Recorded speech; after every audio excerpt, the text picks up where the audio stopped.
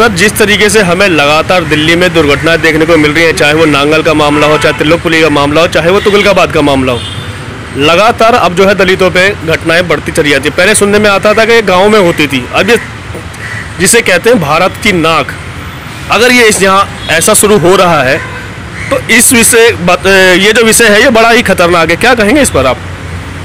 सबसे पहले बहुत बहुत धन्यवाद करता हूँ आपके चैनल का, HD न्यूज़ का। और आप जो सामाजिक मुद्दे की बात उठा रहे हैं बहुत प्रशंसनीय और बहुत ही सराहनीय है, क्योंकि बहुत सारे सोशल मीडिया के लोग भी ये बात नहीं उठा पा रहे हैं।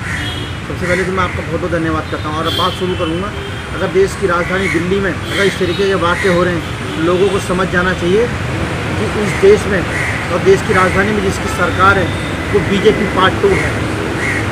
BJP की सरकार जहाँ जहाँ है वहाँ पर अल्पसंख्यक समाज के लोगों पर, दलित समाज के लोगों पर और ST समाज के OBC समाज के लोगों पर अत्याचार दिन प्रतिदिन बढ़े हैं, तो जो कि दिल्ली में भी बढ़े हैं। दिल्ली में भी आए दिन ये समस्या सामने तेज़ी की रफ्तार से बढ़ी है। इससे स्पष्ट पता चलता है कि जो सरकार है दिल्ली की, केजरीवाल जी की सरकार है, वो मनवादी सरकार है। ये भारत के संविधान को मानने वाली सरकार नहीं है। इनकी कथनी और करनी में बहुत फ़र्क है। ये वर्तमान स्थिति में किसी भी हालत में देश हित संविधान हित की बात नहीं है। इनमें किसी प्रकार से ये पॉजिटिव रिस्पॉन्स की बात नहीं करते हैं। इनके समाज कल्याण के बनाए हुए मंत्री तक की इतनी हिम्मत नहीं है कि ये कुछ स्टेटमेंट समाज को लेकर भी कर दें। अगर वो आ जाते हैं कहीं सामाजिक प्रॉब्लम्स में, समाज के साथ खड़े होते हैं, तो वहाँ पर चाय पीने के अलावा एक बात कह जाते हैं कि दिल्ली पुलिस हमारे हाथ में नहीं है। अगर दिल्ली पुलिस तुम्हारे हाथ में नहीं है तो क्या दिल्ली सरकार तुम्हारे हाथ में है क्या? दिल्ली के लोगों से आपने वोट मांगा, दलित समाज का वोट। इस दिल्ली में दलित समाज का 14-15% वोट हुआ करता, तो ये बहुजन समाज पार्टी का था। वो आज की डेट में घटकर 0% होगा। मैं इस बात को कहने में कोई गुरेज नहीं मानता हूँ। 0% होगा, इसका मतलब हमारा वोट सीधा केजरीवाल जी को गया और कांग्रेस का वोट था जो 10% घटा या 12% घटा, वो कांग्रेस का और BJP का वोट ट्रांसफर शिफ्ट हुआ तो आम आदमी पार्टी को शिफ्ट हुआ। BJP का वोट नहीं घटा है। इसका मतलब ये है कि हमारा वोट खिसकाया गया, हमारा वोट। और हमारे लोगों को आज तक ये बात समझ नहीं आ रही कि आपके वोट लेने के बाद ही आप पर अत्याचार दिन प्रतिदिन बढ़ रहे हैं। तो मेरा सिर्फ आपके चैनल के माध्यम से लोगों से सिर्फ मेरी अपील है कि केवल बसपा को वोट दीजिए, तभी आपके ऊपर अत्याचार रोक सकते हैं। अर्थात BJP पार्ट 2 खेला जा रहा है। जैसे आपने अभी कहा कि BJP पार्ट 2 आम आदमी पार्टी है, मगर कुछ लोग जो हमारे ही लोग हैं, हमारे ही बीच में रहते हैं, वोटों की राजनीति करके लगातार वो आम आदमी पार्टी हो, चाहे BJP हो, चाहे वो कांग्रेस हो, सभी को सपोर्ट करते हैं। जब BSP की बारी आती है तो वो कहते हैं कि BSP ने कुछ रखा ही नहीं है। इसके बारे में आप क्या कहेंगे? मान्यवर काशीराम साहब कहते थे, हरे घास में हरा सांप। तो हरी घास में जो हरा सांप होता है वो यही लोग होते हैं, हमारे ही लोग होते हैं। क्या BJP में बहुत सारे लोग नहीं हैं हमारे? क्या उनकी विचारधारा हमसे मिलती है? 131 सांसद है ना सांसद BJP यहाँ पूरी पार्लियामेंट में 131 सांसद है।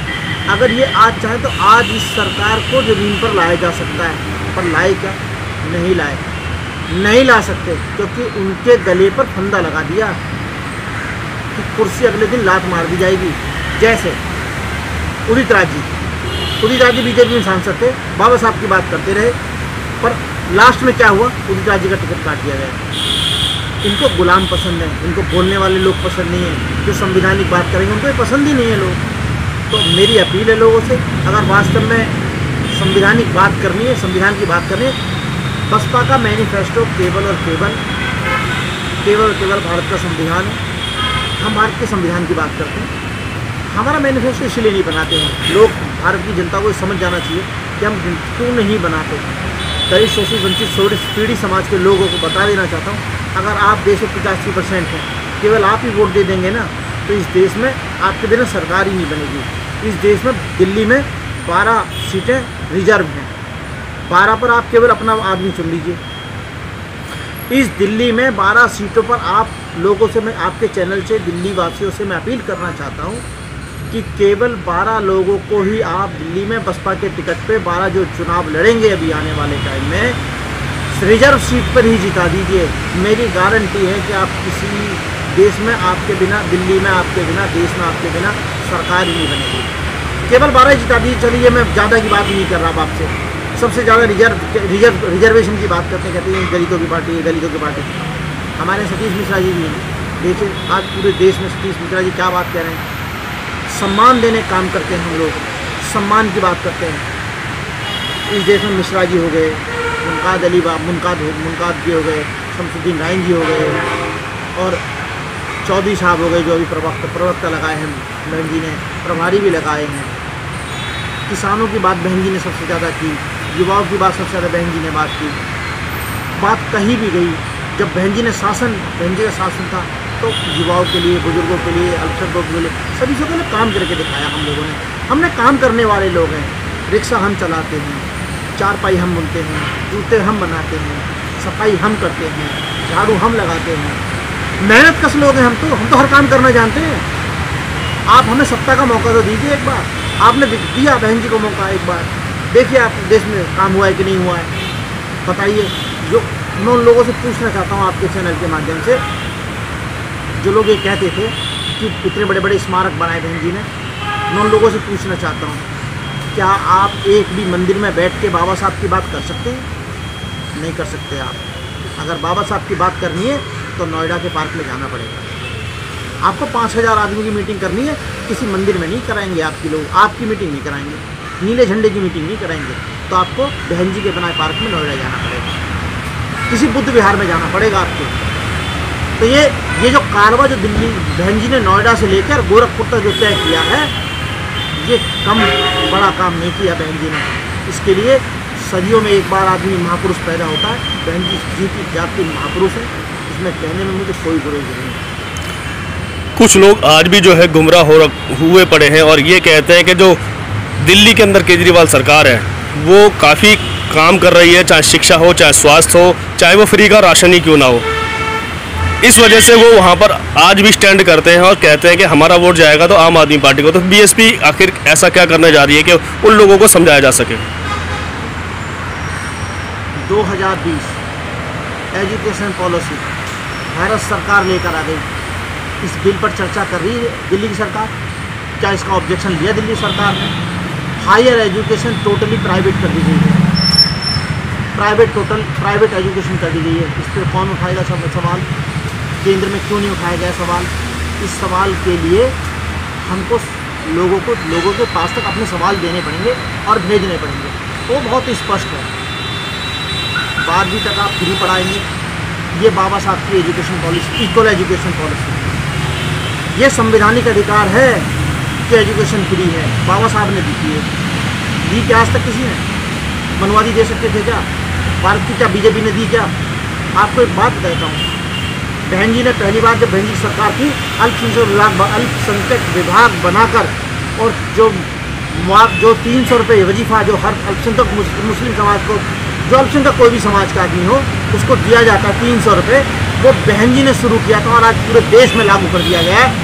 ये बहन जी ही ये बाबा साहब को मानने वाले लोग हैं जो शिक्षा पर इतनी बात कर सकते हैं। मैं पूछना चाहता हूँ दिल्ली सरकार से, बताइए आपने कौन से नए स्कूल बनाए? रेनोवेशन के नाम आपने किया है। रेनोवेशन का काम, रेनोवेशन अलग चीज़ होती है और स्कूलों का निर्माण अलग चीज़ होती है। स्कूलों का निर्माण आपने नहीं कराया। और रही राशन की व्यवस्था, पूरी दुनिया में राशन, पूरी दुनिया से पैसा आया है आपके लिए, दुनिया के लोगों ने, और उल्टा पैसे का आपने गमन भी किया। पैसे का तो गमन भी किया आपने। तो आपने पैसे कोई खैरात नहीं बांटी है, आपने कोई सेवा नहीं की है। ये तो मौलिक अधिकार है, खाने का अधिकार है, ये तो संवैधानिक अधिकार है, खाने का और जीने का अधिकार तो सबको समान है। और उसके लिए दिल्ली सरकार और सरकार कोई भी सरकार हो उसके लिए प्रतिबद्ध है। जो आज भी लोग गुमराह हैं उनको सही रास्ते पे लाने के लिए एक संदेश क्या रहेगा आपका कि वो सीधे रास्ते पर आए और अपनी सरकार बनाएं? मेरी पर्सनल होती, मैं लोग हाथ जोड़ के आपके चैनल के माध्यम से मेरी अपील है कि इस देश में आपके बच्चों की शिक्षा खत्म कर दी गई। इस दिल्ली में अभी एक वर्तमान का निर्णय, उस पर मैं 2 मिनट आपको बात बताता हूँ। RTO ऑफिस बंद किए गए, लगभग 5000 नौकरियाँ ख़त्म कर दी गई हैं और दिल्ली वासी ताली बजा रहे हैं। मतलब कितनी शर्म की बात है कि 5000 नौकरियाँ ख़त्म कर दी गई हैं और लोग ताली बजा रहे हैं। जैसे भारत सरकार ने टैक्स 28% लगाया, 12% से बढ़ाकर 28% लगाया और पूरे देश में जश्न मनाया गया। टैक्स 12% से 28% मतलब बढ़ाया गया, घटाया गया, टैक्स बढ़ाया गया और बढ़ने पर लोगों ने ताली बजाई, जश्न मनाया। इसी प्रकार केजरीवाल सरकार ने भी आरटीओ ऑफिस बंद करके जश्न मनवाने का काम किया। ये दोनों सरकारें माओवादी सरकारें हैं, ये महिला विरोधी सरकारें हैं।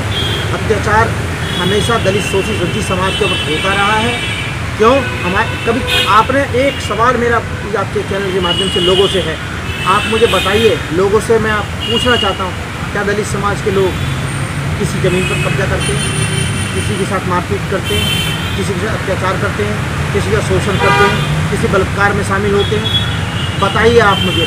निर्भया का मामला था तो उसमें कौन समाज के लोग थे, कौन से समाज के लोग थे? मैं लोगों से पूछना चाहता हूँ आपके माध्यम से, कौन से समाज के लोग थे वो? जब हाथरस कांड हुआ तो कौन से समाज के लोग थे वो? किस समाज के लोग होते हैं वो? कहाँ से आते हैं लोग? ये सब व्यवस्था की बात है। आपने अगर भारतीय संविधान को नहीं समझा, आपने केवल यही समझा कि बसपा नहीं जीत रही है, तो ये आपकी बहुत बड़ी गलतफहमी है। बसपा बिल्कुल जीत रही है, आपका वोट नहीं मिलता है, इसलिए बसपा हारती है। आप सबसे अपील है, आप सब एक मत हो जाइए कि बसपा को जिताना है, सकारात्मक होइए। बसपा बिल्कुल जीतेगी, बसपा सरकार बनाएगी। आप बसपा जब सरकार बनाएगी तो आपकी सरकार बनेगी, आपके हितों की बात करेंगे आप, और आपके फैसले के हिसाब से काम करेंगे। जो आप चाहते हैं वो काम होंगे, जो भारतीय संविधान चाहता है वो काम होंगे।